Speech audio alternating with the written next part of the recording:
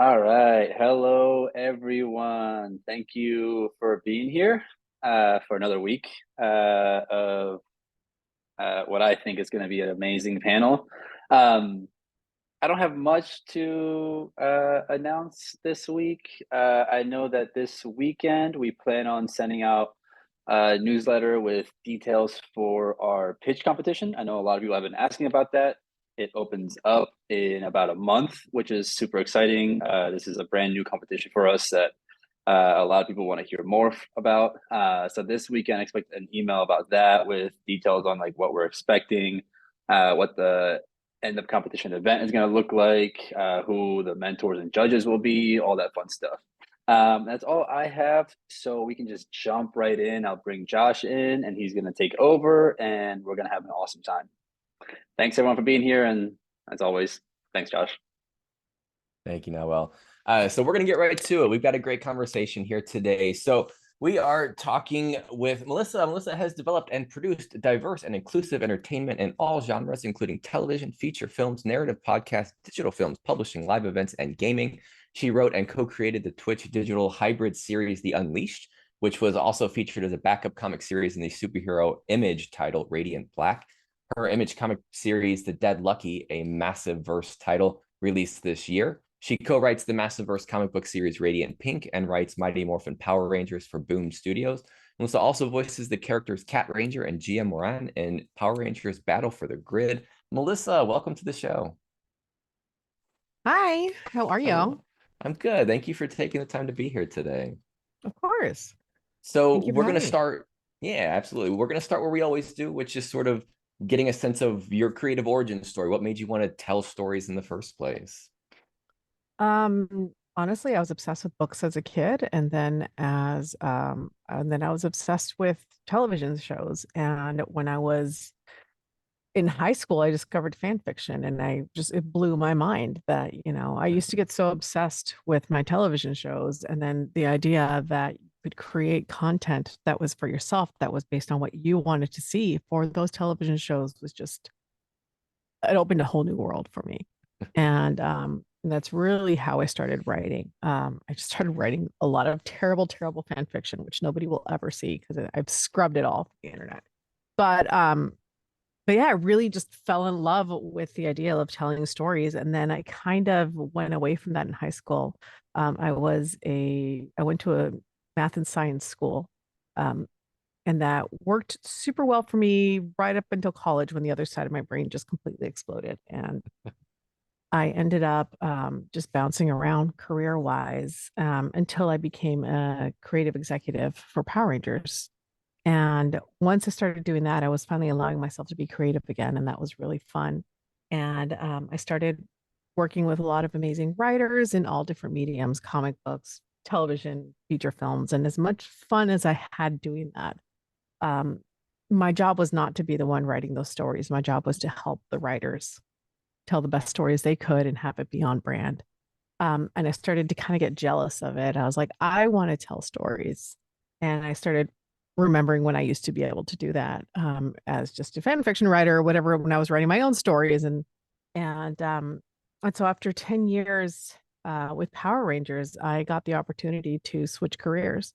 And thankfully, by that time, I had made enough connections and forged enough relationships that when and developed my skills enough as a creative executive that I was able to make that jump. And that's where we are today, being able to tell my own stories, not just for my original titles, but also for like Power Rangers and other cool licensed stuff. So I'm really lucky. It was a long circle of a journey for me, but each stage I learned something.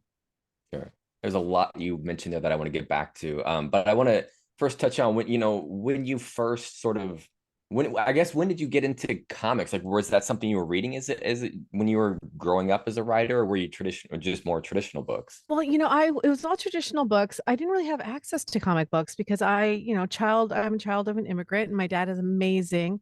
He worked really, really hard and my mom did too. My mom is not an immigrant. She's grew up in Texas, but um all girls. and my dad doesn't read comic books, so it wasn't really something I had a lot of access to. Superheroes weren't as big. I remember being obsessed with like Lois and Clark and like the Superman series, that was Smallville. Like that's where I was able to get my superhero fix. And I've always liked comic books when I could get them, but I didn't really truly fall in love with comic books until I played the game Injustice. Mm. And I got the collector's edition of Injustice, and it came with the #1 Injustice by Tom Taylor.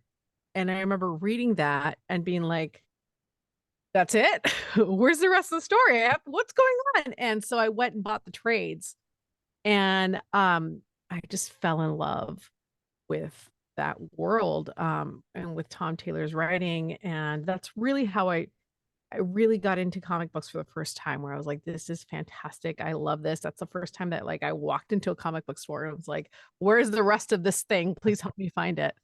And then when I was working with Power Rangers, we partnered up with Boom. Boom acquired the license for Power Rangers to do Mighty Morphin Power Rangers as a book series. And Kyle Higgins was the writer for that series at the time.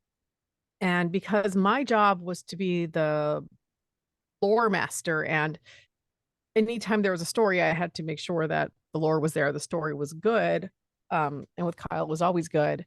I got to dig really deep with the Boom Studios editorial team and really got to learn the process of comic book making from the very beginning. And they were so patient with us, thank God, because we had no idea. Like we'd only done licensees like paper cuts, which is a different kind of storytelling, just as valid and just as cool, but they're much for a much younger audience. And they took a very different approach in that we're going to create Power Rangers for an older audience, for these older people who have aged out of the kid television series and still want to hear about the story that they loved as a kid, but told in a very different, more serialized and character developed way. And so I got to learn the entire process. I got to look at letters and proofs and inks and what that all looked like. And I gave notes at every turn. And so I worked with them for a good 6 years of just comic boot camp. And that's when I really started to appreciate the craft of Power Rangers. Mm. And the craft of comic books. And through Kyle, I got to learn.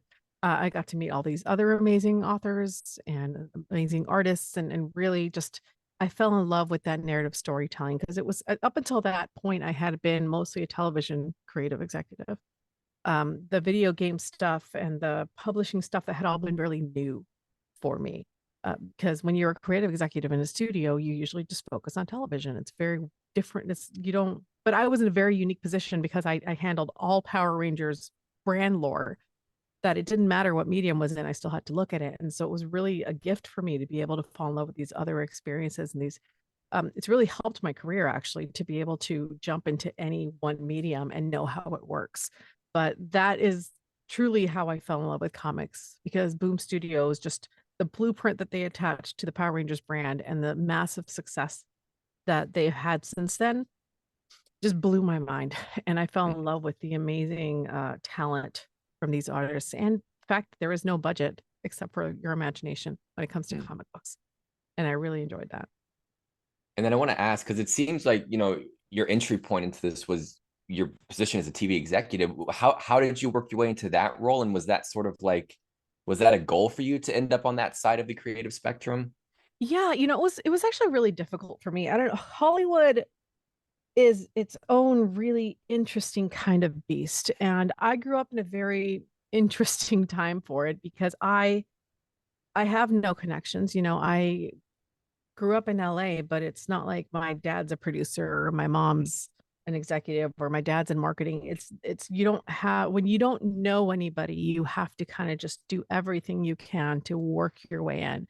And the way it initially is supposed to work, if that is the case, is you get your job as an assistant and then just work your ass off for nothing until you put in your dues long enough to get promoted.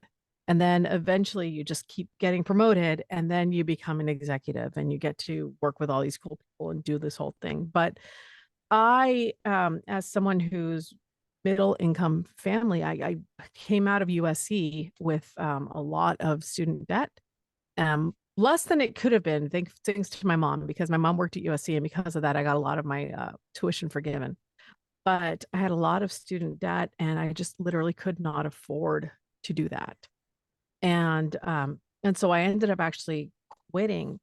I worked at FX as a research. I worked in FX in research for about 3 years, and I realized, and then I got a job offer to go to Warner Brothers as a research manager. And at the same time, a job in current TV development as an assistant opened up. And so I had to decide, do I want to go to current television as an assistant and start over and really attempt to do what I really love? Or do I want to stick with research and take the paycheck and know that eventually, like, this is a stable, steady job that I'm going to get a good paycheck for? And I don't know if it was a dumb move or a smart move. I ended up taking the current assistant job. And it was literally the hardest job I'd ever had in my life. It was so hard because I was the assistant to the manager and the director of HBO at the time, lovely women. And but that was literally the bottom of the totem pole when it came to assistants. And it was my job to schedule every single meeting, every single notes call, everything with all these A-listers. And this was the time that John Landgraf came on board. And he was an amazing man and so smart and so kind. And he had this like creator's first mentality, which was very new for the time. That's why FX became this huge bump. This was right when Nip Tuck was around, The Shield, all these different beautifully done dramas that were being subversive in a way that was new and different. But it was because he was allowing the creators to do their thing. And what came with that was a lot of really amazing creators and a lot of I don't want to say difficult creators, but a lot of difficult scheduling. And it was hard. It was a hard job for very little money. I was there from like 8 in the morning to 10 o'clock at night because we had to make sure at the time you couldn't just email scripts around. You had physical scripts that had to be delivered to all the executives so that they could read them before the notes call the next day. And there were all these like rules that were like, okay, if you go to this person's house, you can't ring the doorbell if it's past a certain time here. And like, you have to go this way. And so we had to direct all the runners. And we as the assistants had to sit there at our offices to make sure they were delivered before we could go home. So we were the first ones in and the first ones out. And that meant like we were getting like $500 a week to work really hard. And me at the time, I was trying to be a writer. I really wanted to be a writer, but the opportunities for a Latina female were nil at the time. And so I was talking to my bosses and I was like, I'm really not happy doing this. This isn't what I thought it would be. I really want to try and be a writer. Like, well, if you want to do that, you should be in a writer's room. So you need to get into a writer's room. So that is what I really tried to do. So I ended up going to HBO for a few months under Francesca Orsi and Amy Gravitz, and they were both amazing, trying to get into writers' rooms. And I got very close a number of times, but it was very clear that it was not the time for somebody who looked like me, whose race was like me, to try to get into a room. I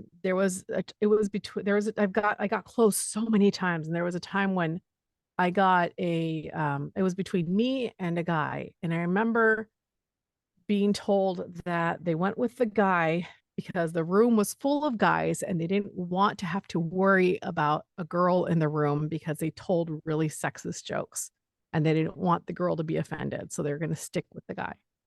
And that was a totally okay thing to say at the time. I got my dream production company. I got so close to being in that one. And they asked me to give coverage, and I gave coverage, and they told me, the manager or the director at the time told me, this is the best coverage I've ever seen. This is absolutely amazing. It's too good. You can't be my assistant. You need to be a manager or director at this time. I can't hire you. You'll be bored. And I was like, I'm never going to get there unless somebody gives me a chance. And so it was a really frustrating experience for me. And then at the time, the first big writer strike happened and everything shut down. And I was just like, I can't afford to do this anymore. My credit cards are just piling up.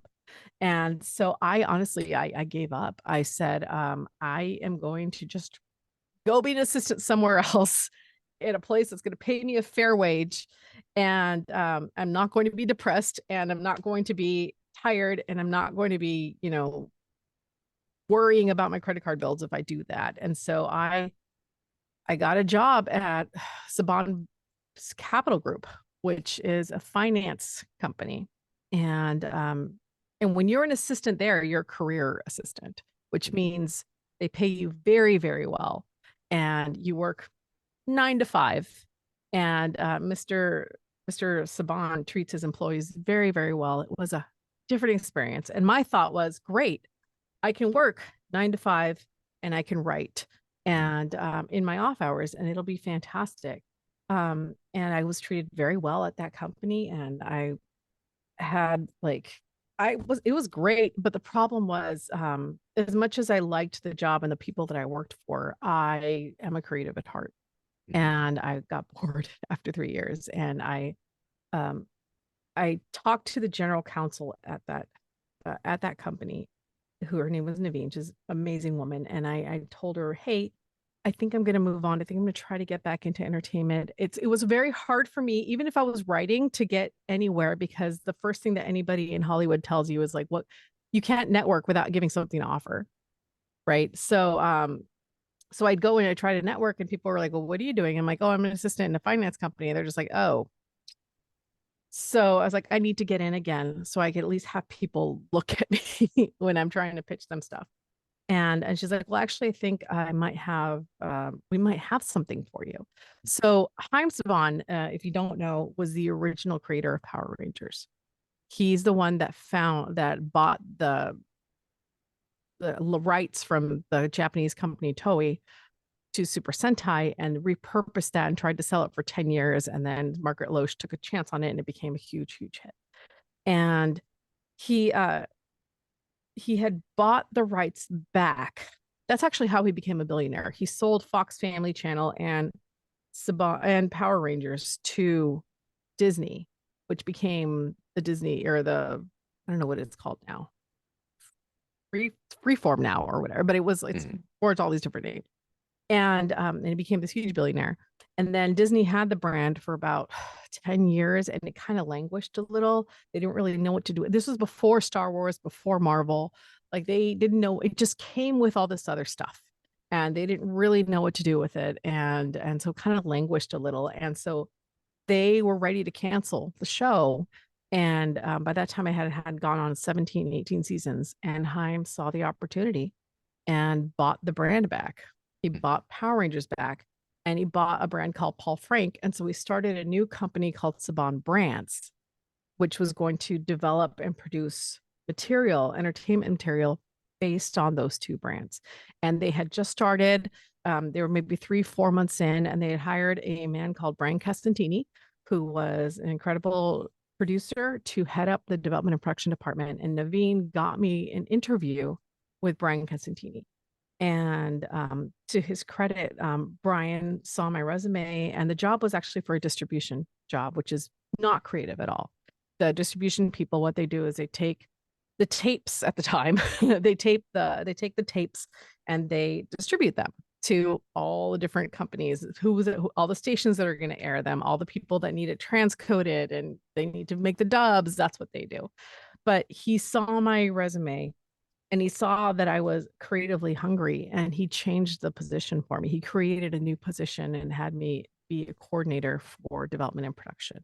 And so for, I would say, 6 months to a year, it was just me and Brian, and it was the hardest job in the world, but I loved it because my job was to basically be a sponge. It was to do anything and everything, to learn about Power Rangers and help him create this new show that they were relaunching, Power Rangers Samurai, and to do all this other content and to get everything. And so I just had to learn it all and then edit together a franchise Bible. And I made a lot of mistakes, but I also worked really hard. And it was through that and through Brian giving me a chance, which I felt like he did that nobody else had done at that point, that I truly felt, I felt connected. I felt valued. And even though I was back to working 12, 14-hour days again, it didn't feel like it was just for nothing. And within a year, I was promoted to manager. And then I 10 years I was with that brand, and it was amazing. And I got to learn so many different things, and I was so grateful for it. And it was just, that's how I fell in love with the creative process of building shows. Because at the time, as a writer, you only learn so much, but when you're a producer, and you're a development executive, you have to interact with all different kinds of people. You don't just think about the craft of writing, you think about the craft of producing, right? What the visuals look like, what the sound design looks like, what are our limits in terms of who our ratings are, who is it for, what toys do we have to feature, what's the marketing, what's the makeup of the cast. Like, you learn everything, and it changes how you look at a story. And I learned so much at that time. And yeah, it was really valuable, and I was really grateful for it. Did you have any connection to Power Rangers at the time, or was, because I mean, having No, spent so long there, it seems like you either already loved it or maybe just the chance to work on it made you love it. I mean, you can't work on a brand that long and not love it. You're going to drive Mhm. yourself crazy. I was a little too old for Power Rangers at the time. I was uh, really into Saved by the Bell when Power Rangers came out. I knew of it and I thought it was cool, but it truly felt too young for me. Mm. I remember thinking Kimberly was really pretty, and I thought Tommy was cool. But what I loved about Power Rangers, and I think what struck so much of a chord with me, was that Haim truly walked the walk. Haim is Jewish. He's used to persecution. And, I know he's a very controversial and divisive figure, but to me, he was always very kind and very open. And he was so committed to having Power Rangers be up for everyone. And like when Power Rangers first started in 1995 or 1993, it was one of the first places you could see an Asian American and an African American as a superhero. That was almost unheard of at the time. And he stayed to that commitment every freaking year. Like, every year he wanted to make sure that the cast was as racially diverse as possible. And that we had Rangers for everyone, and we were telling stories that mattered. Uh, Power Rangers, I saw, like, I'd never worked in kids television before that. I was HBO and FX, very different flavor, right? We were doing crazy Nip Tuck episodes. I was never doing this kind of content, and I had just had nieces at that time who were babies and I saw the power in kids entertainment to influence a kid. And you saw what Disney Channel was doing, where they were having these really sarcastic, rude little kids on these shows, and how that would affect the kids. And then you saw what the Power Rangers were doing, where they were learning lessons and eating healthy foods and having a great time. And yes, there was violence, and yes, there was action and all that sort of thing. But it was always like, we never fight humans. We always fight monsters. There was all these different things. We always emphasize teamwork. Everybody learns a lesson. And you saw how it changed the kids' perspective and gave them a hero to aspire to. And for me, that felt really special and cool. And so yeah, I fell in love with the brand, and it felt to me like what we were doing mattered, because it mattered to little kids. We saw so many Make-A-Wish kids come in, and I knew, like, and then you wouldn't see them a year later because they weren't there anymore. But we were able to make their life so special. One of the Rangers was saying it never really got to him until, like, one day his, like, a mom came up to him and said, like, my son doesn't brush his teeth. Can you please tell him that Power Rangers brushed their teeth, because he won't brush his teeth? And so he did. He's like, Power Rangers brushed their teeth. And then the kid brushed his teeth every night from then on. And it's just, so he's like, I never got it until that moment. Like, that what this is, because a lot of these actors are a bunch of new actors. It's like their first big job. They don't understand when they come in and they become Rangers, it becomes a legacy for the rest of their life. And you see how that affects them in a really fun, beautiful way. And they're all at conventions now. A lot of them are really successful working actors. Some of them have moved on, but they're part of this Ranger family that it truly becomes something special. And that's what I love about this franchise. It really is unlike any other in the world. And it's by pure luck that I was able to come back, and I'm now writing the comic books, but I still feel very embraced as a part of this family. And it wouldn't have happened without working there and just falling in love with the brand itself. which is a great segue to a question in the Q&A. Why does the Power Rangers franchise seem to translate so well to comic books? It's because of the opportunity that's there. Because Power Rangers as a television series, what we're trying to do, and Kyle Higgins put it really, really well. He said, I don't want to tell Power Rangers like it is. Because if you watch the series now and you watch it as it was, it's cheesy, kind of corny, 20 minutes, you have to fit so many things in. It's a meme for a reason, right? But we want to tell Power Rangers the way it made you feel when you were a kid. And the opportunity is there because you have all these amazing themes and this depth in these characters to explore that have never been explored before. And the audience, I think, is hungry for it. You have people that don't want to give up their love of Power Rangers, but have no real way to engage with the brand beyond the television series. And the television series, though we tried to put as much fan service in as possible, is technically it's not for them, right? It exists for kids and exists to sell toys. So these books are there to fill that void and to give them more. So, like, for example, this is 104 that just came out, and this is Rita Repulsa, but she is now Mistress Vile in the book. And so we're able to tell this origin story for Rita Repulsa that brings back all these amazing characters that you saw but never really got to explore the nuance of, like, her relationship with her father, Master Vile, and like her antagonistic relationships with Diva Talks, and all these characters that you just saw for a minute in the series, but are really able to take seriously. And I think that's what the fans have really just enjoyed doing is wondering how this is going to unfold and what richness in the tapestry we're going to be able to create. And it's really fun to see the theories and to see people being like, well, wonder when this person's going to come along and what's this going to happen. And we're able to create nuance in between the lines of this broad kaleidoscope of story that I think the fans really appreciate. Mm-hmm. And you've mentioned brand a couple times. So I want to ask you about that because that's something that I feel like as writers we're often told is you have to have a brand as a writer. Yeah. So especially through your work with Power Rangers, did that sort of materialize? Did it make sense to you what making a brand was? Oh, absolutely. You have to, especially these days. It's such a different medium. You're seeing it with actors, you're seeing it with the writers. You need to be able to present yourself in a way that is accessible to people. Having a website is critical. You need to have a website. You need to have writing samples. You need to have, I would say less important now, but we'll see, a Twitter presence, an Instagram presence. Not because, you think you're so cool and you want everybody to see you, but because that's a way for fans to find you. That's a way for editors to find you.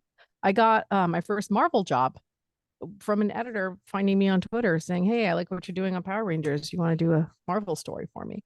And so it becomes critical for networking. You find other comic book writers that way. And as you start to engage with people, it's the same thing as going to conventions. You become not famous. You become associated with a certain level of writing and a certain quality of writing. I got very lucky. Like in my road is unique in that I came the other way around. Usually writers will become development executives. I was a development executive and then became a writer. But you have building a network is absolutely essential because every single writer that is working at this time is going to have 10, 20, 30 people coming up to them saying, hey, read my book. Hey, I want to be a comic book artist. I want to be a comic book writer. I want to do this. I want to do that. Read my stuff. That's one in like 30, 40, 50 people that are asking them at any given moment. And truthfully, they're busy. I have a staff writing job that I work from 9 to 6 every day. And then when I don't do that, I have 3 ongoing books. I have a couple development deals. I have a lot of other things. There is no time in the day, even for my girlfriend sometimes. So to take time and read somebody's stuff that I don't know, that's really difficult. It's difficult enough for me to read something from somebody I know. And so really what you want to do is present yourself as somebody to be taken seriously. And if you don't have credits, that's fine these days. Webtoons exist for a reason. Scripting exists for a reason. Fan fiction exists for a reason. Like, find ways to get your craft out there. Kickstarter is an amazing way to do it. But network with artists. If you want to be a comic book writer, but you don't know artists, it's not going to help you. Right? You need to get to know who the artists are out there, who are the good ones that are hungry, that are fast, that know what they're doing, that are willing to work with somebody new if they want to tell a cool story. You have to learn the rules of how to write these books. So follow your favorite comic book writers. A lot of them are happy to share information.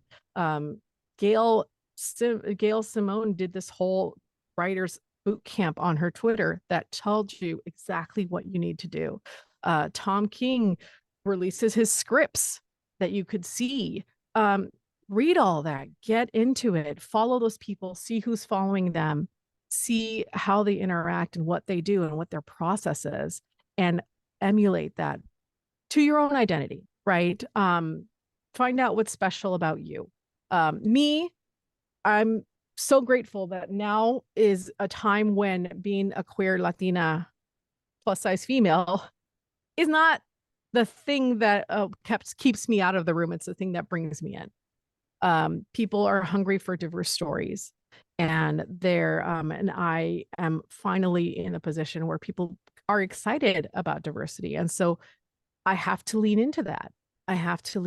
This is who I am. What do I bring to the table that's different? That's it. But that doesn't mean just because, you're a white guy, you don't have a special story to tell, right? What is it about you that makes you unique, that makes you different, that makes you stand out? Because I think one of the traps that a lot of people come in is that they just want to be, well, I want to be the next Tom King. I want to be the next Timmy, and I want to be the next Tom Taylor.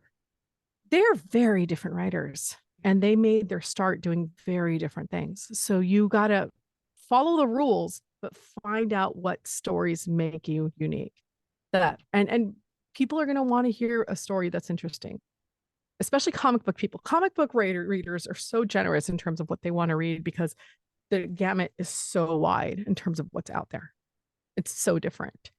It's not like television where there's just a set number of budget and a set number of places, and there's only so many things that are developed at a time, right? There's indie comics, there's Kickstarter comics, there's 1,000 different ways to break into comics. Now, is it always going to be financially viable? No. There's not a lot of money in comics unless you're Tom Taylor or Tom King or, all these amazing writers that have 5 different ongoings at DC and Marvel and get paid very well for that. You're going to have to learn to be diverse if you want to make a living writing. But it is truly, truly essential that just like Power Rangers, we had to make sure everybody knew what made Power Rangers special and unique. You have to present what makes you unique and special. You have to do it in a way that's accessible online because that's where everybody is, and it's quick. People look at you and get you. I know what you are. I know what makes you special. I know the story that you want to tell. Mm-hmm. And then above all, be professional and be fast.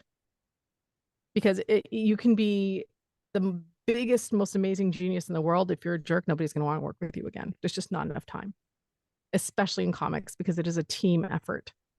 The artists are twice as important as the writers are. And you can't let ego get in the way of the team that you're building. Your editor is going to give you notes that you're not going to agree with. Take them because they're there to help you tell the best story possible. So it's a number of different things, but really it's about presenting yourself in a way that's quick, that people can find you, that they know what you're about, and they know the stories that you are capable of telling. Mm-hmm. So let's segue into the Dead Lucky. Came out in December, I believe. How, since you're talking about brand, what about this story was it that called to you? Why was this the story that you were to tell? So it was actually it's the first image book that I've ever done, which is amazing. For my first book to be an image book is astounding to me. And I'm very lucky. Again, it was networking that got me there. I never would have been able to walk into an image, walk to Eric and be like, hey, can you make my book? I had worked with Kyle Higgins for 10 plus years. We had worked not just on comic books together, but also on video games and a bunch of other things. After he had left Power Rangers, I had hired him for other things. He hired me for other things, and he knew that I could write, and he knew that that I wanted to write. And so he gave me opportunities to write backups in Radiant Black, which is his superhero series that is doing very well for him at Image. And through that, through Radiant Black, as it began to blow up, he became really interested in building a universe. Kyle is a director at heart. He's actually, I wouldn't call him a writer. He's a director. He likes to build worlds, and thankfully, he knew me, he trusted me, and he asked me if I was interested in building, in pitching a series and a superhero series to go into his world. And I thought long and hard about it. And the story I really wanted to tell uh, was about my girlfriend. I have a veteran. My girlfriend is a veteran of the United States Army. Um, I've been with her for a really long time. And the biggest fights we've ever had have been about her PTSD and about me being a civilian and her being a soldier, because I have had a very different life experience growing up.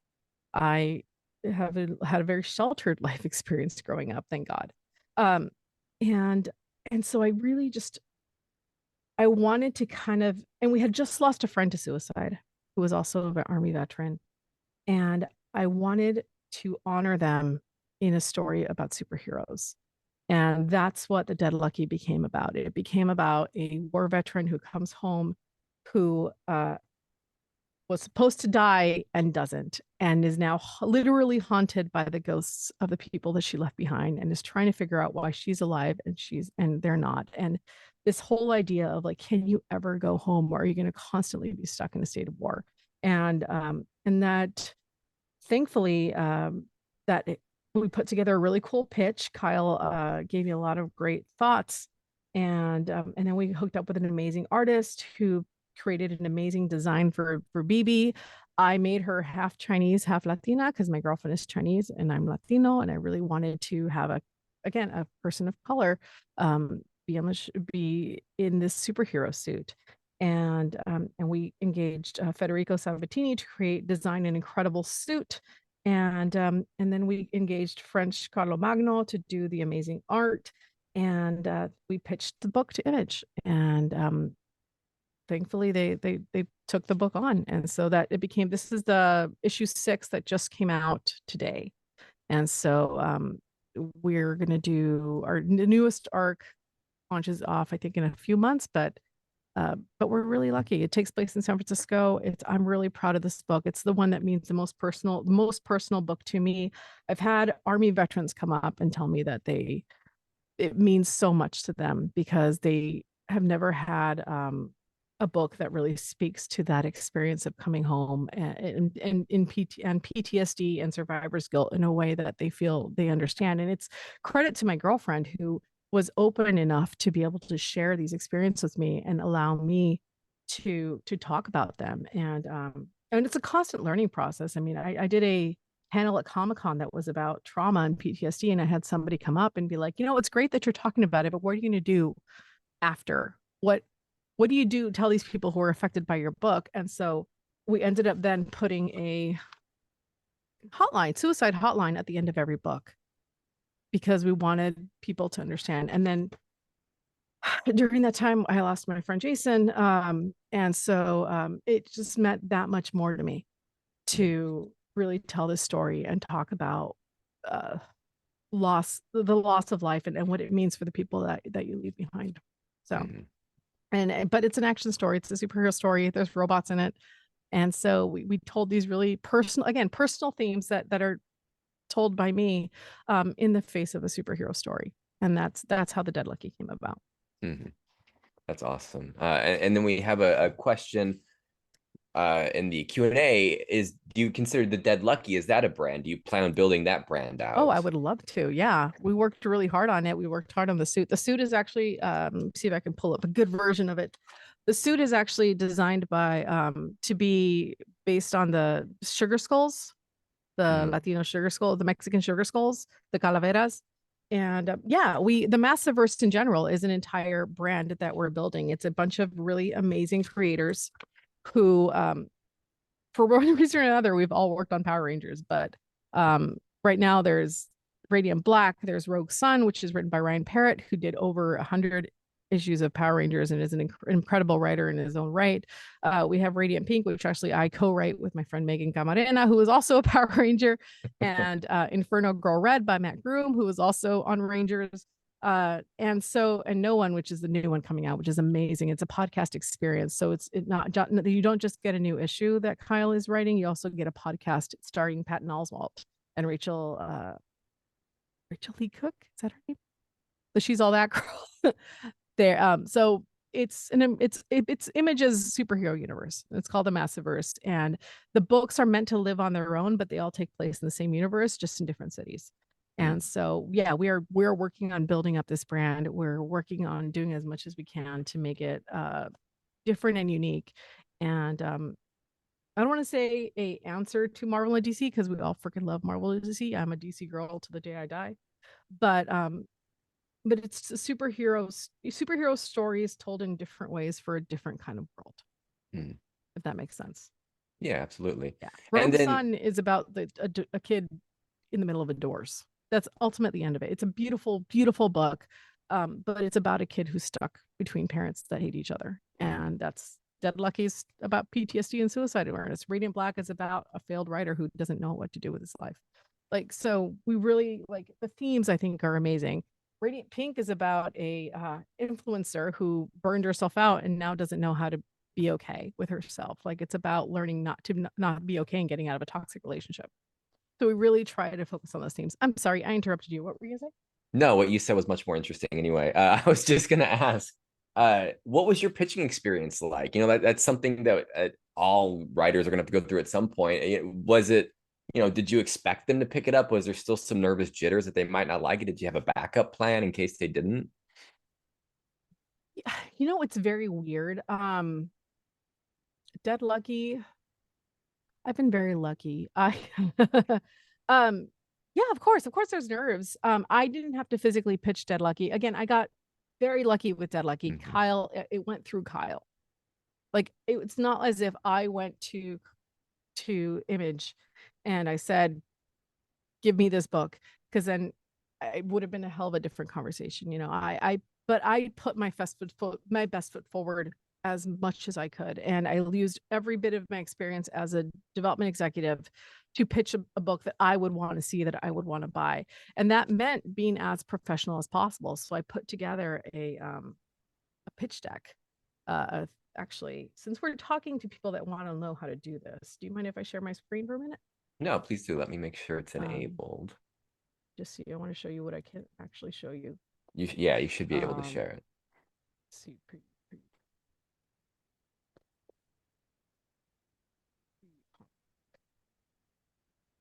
okay, so what we did, let me just pull this stuff up so I thank you. So I can share with everyone. Where's my pitch deck? Pitch document. There we go. Here we go. Dead Lucky one sheet. Dead Lucky Storm. Pitch premise and graphics. Okay. So let me share my screen with you guys. And okay, so here is, I don't know if you can see this. This is the pitch premise for the Dead Lucky. And you guys are the only ones seeing it. But essentially, what I did was I wrote a log line. I wrote an introduction to what this book is. And then I wrote what the story is, which is, you know, honestly discharged after tour of service. Like, this is who she is. This is what the story is. And then the major characters and the journey. What's the story going to be about, right? How is this person going to change from beginning to end? And then I talked about the themes, right? What are the themes of this show? This is grief, war, culture, identity, monsters, toku, mechs. Here are who the players are, and the threat, right? Who are the bad guys? Who are the good guys?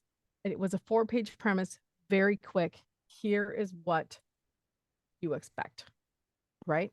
Then we went further, and this is not everybody's going to have cash to be able to do this, but it is worth the investment. And again, nobody's seen this before. So keep it quiet, you guys. But we did a preview comic. We did a 5-page preview.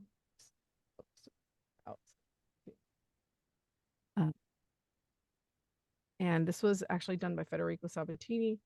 We did a 5-page little mini, and this is not the original, the artist that is now on the book. It's a different artist, but we were lucky to have him for the pitch. And this is like, hey, here's what the book could be if you pick up this book. So we made it as easy as possible for them to say yes. Right? You want to, and that's the pitch document is as important as the idea. You have to make it clear, concise. They have to know in 5 minutes what this book is, what are the stakes, what's the journey, why is it important, why is it different, what is special, why does the story, they all want to know why did the story have to be told right now. And because they are getting 1,000 different pitches of people being like, hey, I couldn't sell my screenplay, now it's a comic book. Okay. Why is that? Why do I care? So you have to really show them as much professionalism as possible so they can't say no. And that every successful pitch that I have sold, and I've sold a lot, has been, here's the story, here's the journey, here are the themes, here's why it's important. And it goes from there. Mm-hmm. There's a recurring theme in a lot of the reviews, and to justify it, and this theme is that it doesn't feel like a debut. It feels like it has such a confidence to it. So during the creation process, like, did you feel as confident as it comes off? I mean, I know writers all have these insecurities, but you feel like you bring in a lot of experience from not necessarily writing, but just from the creative world in general that made this feel like such a compelling story in the first place. Well, I think when you're an actor, when you're a writer, you have to have a certain amount of ego. You have to come in being like, okay, I know what I'm doing. And you have to be able to trust your instincts. But there's also a different part of it in that you have to surround yourself with people that are better than you and learn from them as well. And so I spent 10 years as a creative executive learning from my boss, Brian Cosentini, what makes a good story. I sat in with amazing creatives as they were pitching their stories and telling the stories and seeing how their minds work. I worked with Kyle Higgins and Ryan Parrott and Tom Taylor and all these amazing writers. Marguerite Bennett, who like blows my mind. She came in with a pitch that just blew my mind. And saw how they worked and how they told stories. And I absorbed that. And then when I was working on Dead Lucky, Kyle is still a creative consultant. He makes me feel this small sometimes because he loves to talk about it because for like 10 years I was his boss and now he's mine in in that sort of sense. And it can be an ego bruise sometimes, but he is there to help me make sure my book is as good as it could be. And so you have to have a trust in yourself that you know how to tell the story that you're telling, that you have a voice and it's going to be good. But you also have humility. You have to have humility in knowing that there are people that have done this a lot longer than you, that have sold books, that know what they're doing. And if they are taking their time to tell you, hey, here's what your book could improve upon, you have to listen. And I think that's what stumps up a lot of new writers. And I think that's why I, as a new writer, am making a living doing this when a lot of people have been at this for years and can't. It's because of the connections and the networks, and because I've been very lucky, but also because as a producer, I was the person giving the notes at one point, and I was giving them stupid notes sometimes, and I knew that the notes were stupid. I knew it. I still had to give them for A, B, or C. And I felt sorry that I had to do it, but I had to give the stupid note. And how a writer reacts to those notes is very important, because what keeps you working is being able to work with others and to take the notes and to see the note behind the note that's going to allow you to adjust your book. My vision for The Dead Lucky was very different to how the book has actually played out. But that was because I have an amazing editor named Michael Buzatil, who and an amazing creative consultant in Kyle, who is our Kevin Feige or of this whole universe. And I trust in what they're telling me. I trust in myself, and I'll fight them on some notes sometimes. and they trust in my vision, but we're all here to make sure this book is successful. And so, and that is the best way to do it. I'm now working with Oni Press. I worked with Marvel. I worked with Boom. I worked with Image. Nobody's going to not give you. I've had one instance where I've had 0 notes on a script, and that was Marvel. And that was for a small story. Like, you're always going to get notes. Sometimes the notes seem stupid. How you take the notes, how you respond to them is what's going to get you that next job. So for Dead Lucky, yeah, I'd learned comics for 6+ years. I knew how they worked. I knew the format, but it was a labor of freaking love. And I was very lucky in that I had some amazing support that when I wrote this script and they gave me notes, I turned them around and I adjusted them. And I learned over the course, like it seems fast, but I learned over the course of 10 years how to write a comic book without ever having written a comic book, because I learned how to tell the story. And I read hundreds of books. Like, if you look at even the beginning of the Mighty Morphin Power Rangers, my names were in those books because I was on those teams that read the scripts, that gave the notes, and I learned how to tell those stories. So even if it's my debut book, I've been learning how to do it for a really long time. So thank you for that, though. That means a lot, because it's a very scary thing to come out with a book that opens your heart the way it does. And know that not everybody's going to like it, but just hope that some people do. Well, if I can say, it's a beautiful story, and I'm glad that you wrote it, because it's a really good read. If people who are listening haven't yet, you should read it. You actually answered the question I was going to ask, which is how much through the collaboration process the story had changed using the editor. Like, you already answered it mostly, but were there any unexpected, because you came into this with a good experience in the collaborative process, but were there any unexpected learning curves that you had to adjust to in that process? Always, it's comic books are subjective, right? And it's actually really interesting because I co-write Radiant Pink with Megan Camarena, who's amazing and is also a new writer. And and it's a different process as well, because you have a vision of what makes your story good, right? You have a vision of the story you want to tell, but you have to remember you're one person with one experience and one voice. And I think one of the things that you have to keep yourself open to is that, there are other people who have very different experiences and can read something very differently. And so, like, for me, I had a 6-issue plan for the Dead Lucky, and then Kyle, after issues like 2, was like, no, no, no, no, we got to change this. This isn't going to work. And I was like, what do you mean it's not going to work? This is a story I want to tell. And he's like, no, it's not going to work. I'm telling you, it's not going to work. This is a trap that I see a lot of people make. We're going to like, and he's a busy fucking guy. Like, he's a busy dude. And he took like 3 hours to sit with me at a lunchtime for us to re-break the story so that we could get to the end of this arc. And it wasn't like he was telling me what the story is. We were just talking, and I was the one being like, oh, maybe we should kill off this character. Maybe we should do this, because we all have to work together. But it requires malleability and knowing that your story might change, because it's all character driven and it's all based on the journey, right? And if the journey isn't working for some reason, or if the journey doesn't take the form you need it to, you need to be able to adjust. And I think that's a hard lesson to learn, and definitely, like, it bruised my ego a little bit. But I think, the results speak for themselves, and that people love issue 6. And I was really worried about that, because we do some really big swings in issue 6. Even Power Rangers, I take some big swings in Power Rangers, and I'm terrified of it, because I, more than anybody, having worked on the brand for 10 years, know how precious the lore is to people. So I have to trust my instincts to a point, and understand that, I have a story that I'm passionate about telling, but I also, like, I've had to rewrite half, 3/4 of my scripts after they come back from the editor.